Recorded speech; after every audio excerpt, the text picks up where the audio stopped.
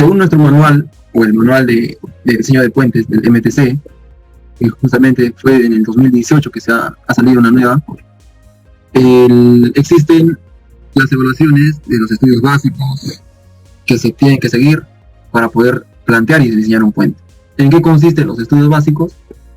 Pues en, digamos, recopilar toda la información previa para diseñar un puente. Cualquier tipo de puente. Los datos de las condiciones naturales del lugar donde se requiere construir el puente, por ejemplo, topografía, geología, geotecnia, hidrología hidráulica del río, riesgo sísmico. Esto, porque es importante conocerlo nosotros como estructurales, porque al momento de que nos dan a diseñar un puente, muchas veces lo simplifican los que hacen expedientes, ¿no? Incluso los que hacen proyectos. Están haciendo un expediente de una carretera y nos dicen como estructurales que hagamos la parte del puente, ya que necesitan su expediente de puente también. Para ello únicamente nos dan de repente topografía y más no, toda esta información que se debe pedir y recolectar. ¿Por qué? Porque en un momento, cuando nosotros vayamos a diseñar, de repente en el tablero y superestructura no vamos a tener problemas, pero para la cimentación, para proponer si es que se requiere pilotaje o no, si se requiere cimentación más profunda por el tema de erosiones o no, es necesario conocer todos estos datos que se requieren, ¿no? Por ejemplo, riesgo sísmico, datos de acuerdo a las condiciones funcionales, datos geométricos, datos de la carga viva, tráfico, accesorios, incluso datos socioeconómicos, ¿no? Entonces, toda esta información debe venir como pre-información antes de poder aceptar construir o diseñar un puente, ¿no? Cualquiera sea el tipo de puente. A experiencia propia, yo les digo que ya muchas veces me dijeron que haga un puente, mas no me brindan toda esta información. A las cuales llego a tener topografía, riesgo sísmico me lo tengo que buscar de acuerdo a su ubicación, y no tengo datos, ¿no? ¿Qué es lo que se convierte al final esto en un puente sin mucha confiabilidad para poder diseñar todo lo que se requiere, ¿no? Por eso siempre es importante tener en cuenta esos parámetros. Estos parámetros los encontramos en el manual de diseño de puentes. A ver si lo tengo por acá. Puentes en arco. El manual de diseño de puentes de la MTC del 2018.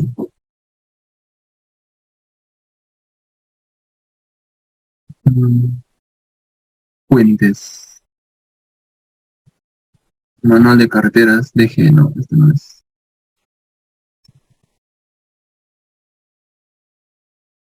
Hay manual de diseño de puentes del 2003 y el manual de diseño de puentes del 2019. Me preguntan con qué finalidad se requiere el riesgo sísmico. Este es el manual del 2019, ¿no? Inspección de puentes. No, esta es inspección de puentes.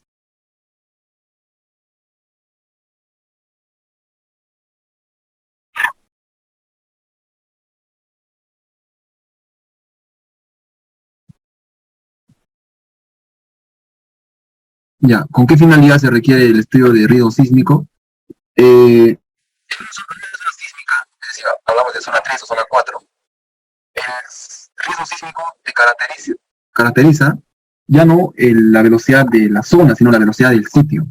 Es decir, con un estudio de riesgo sísmico puedes saber a ciencia cierta cuál es la velocidad de onda del suelo, cuál es el espacio exactamente en la zona de ubicación, y más aún si es que se tiene los acelerogramas de la zona donde se va a construir el puente, ¿no?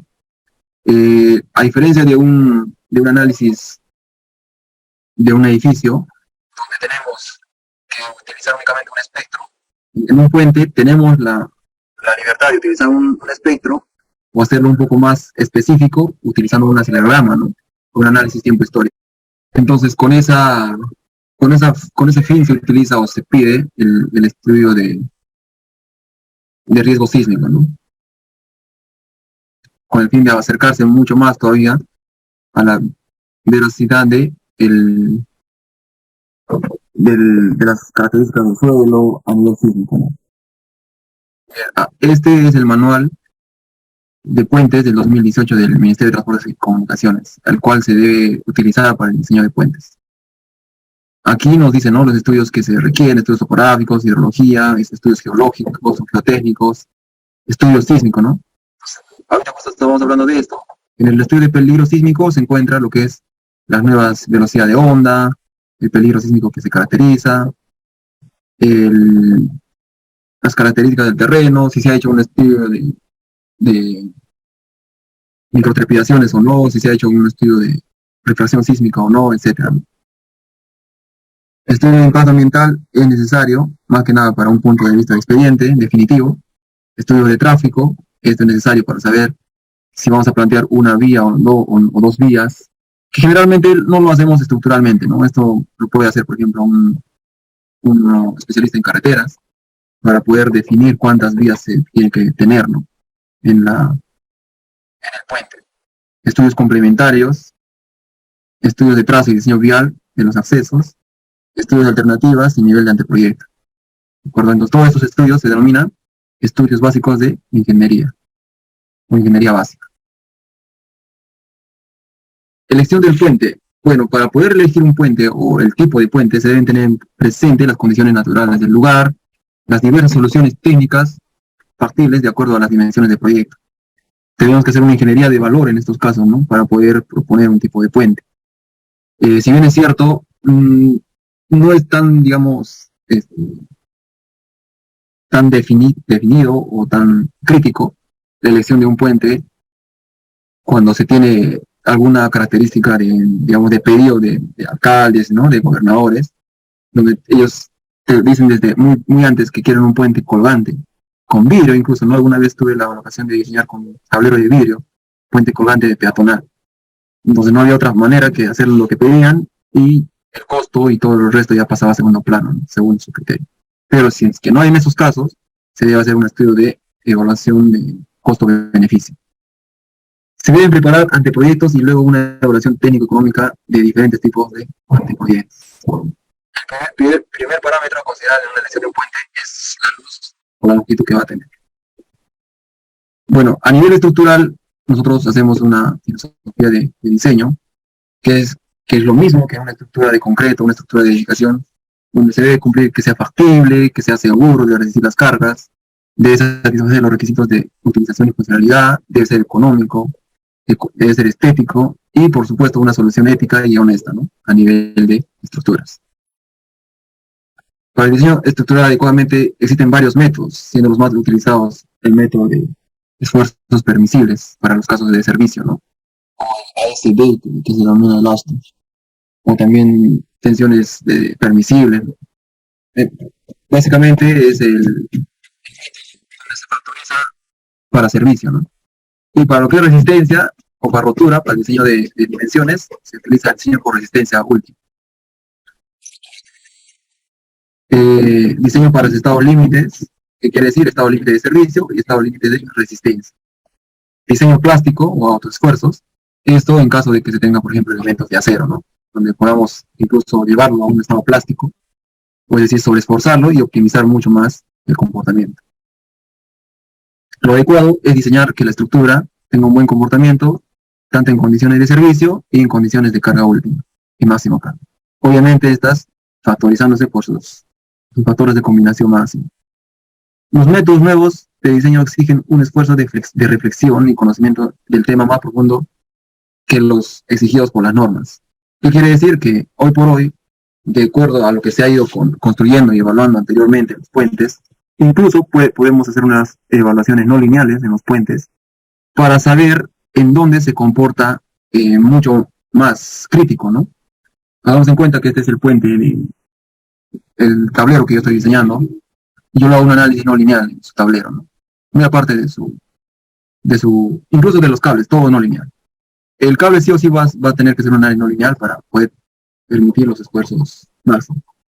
Pero en el tablero, por ejemplo, si es de concreto, yo le hago un análisis no lineal. Este análisis no lineal, ¿qué es lo que va a dar como resultado?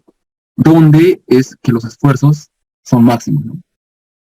Por ejemplo, pueda que el diagrama de momento sea este. E incluso, de acuerdo a este punto, pueda que un análisis lineal no me detecte que hay esfuerzos máximos, pero un análisis no lineal va a detectar que hay un esfuerzo máximo en este punto. ¿Por qué? Porque se están uniendo los cables. Y al ser dos cables que se unen, o sea mayor o sea menor, pero va a tener un efecto diferente que los demás, ¿no? Esa es la intuición primera, pero con eso se corrobora con el análisis no lineal.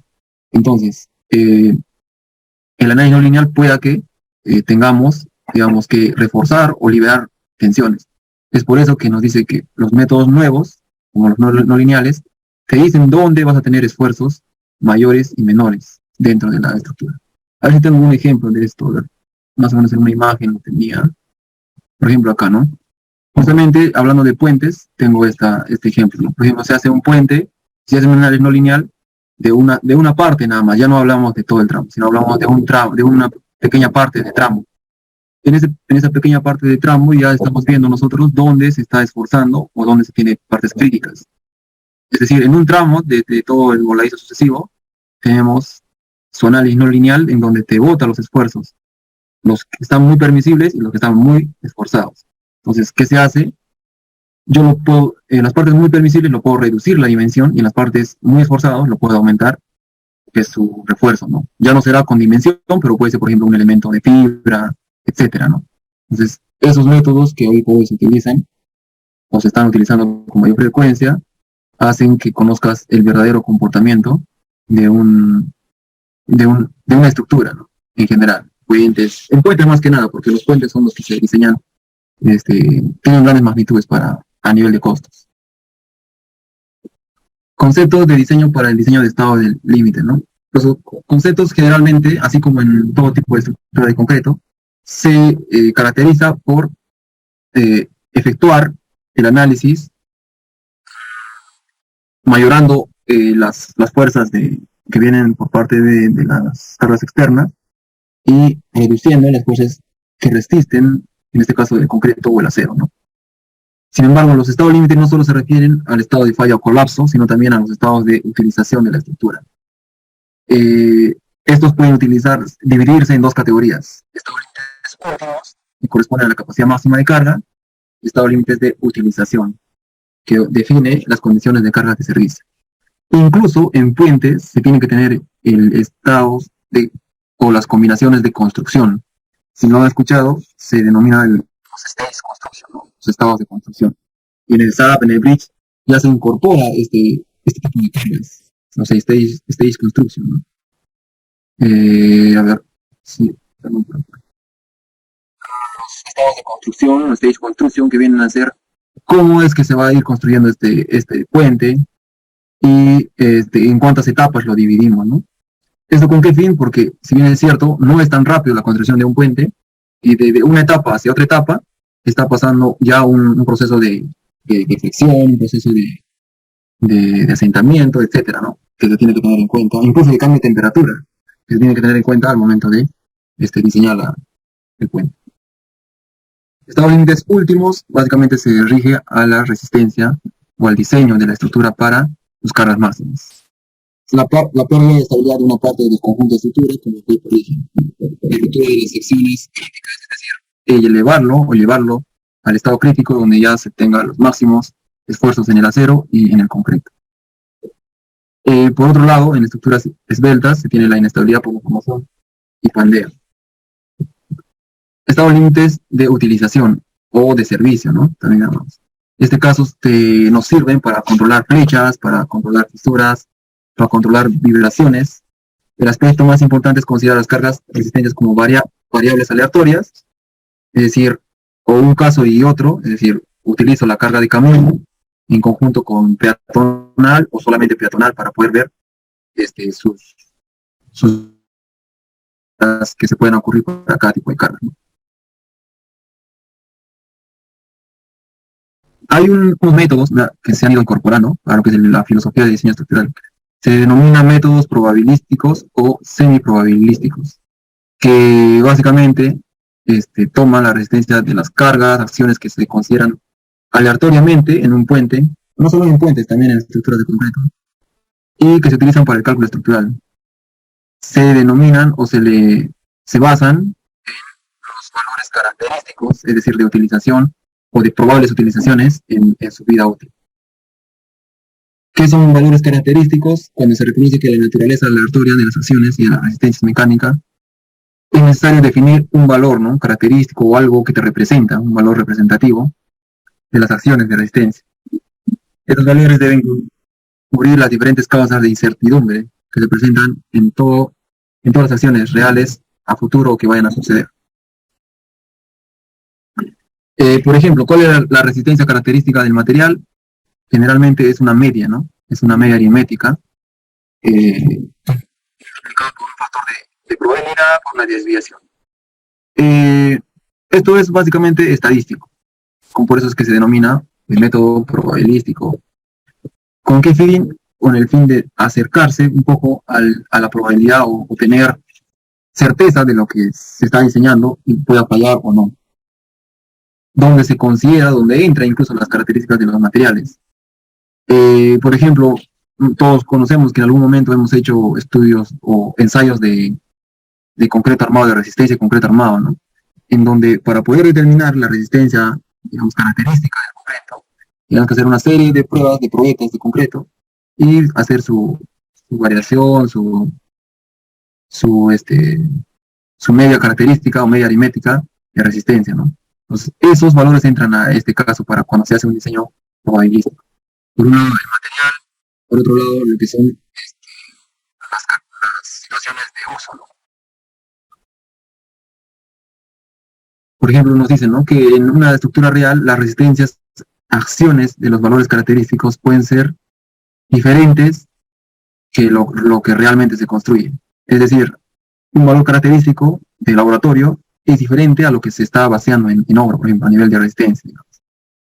Para tomar en cuenta estas diversas incertidumbres, el cálculo estructural, los valores característicos se modifican por algunos coeficientes o factores. Entonces, es un tema, digamos, de arreglo por algunos factores para poder tener mayor seguridad o mayor, ser más conservador, ¿no?, en el diseño. Bueno, esos son más que nada temas, digamos, de probabilidades y de arreglos al diseño.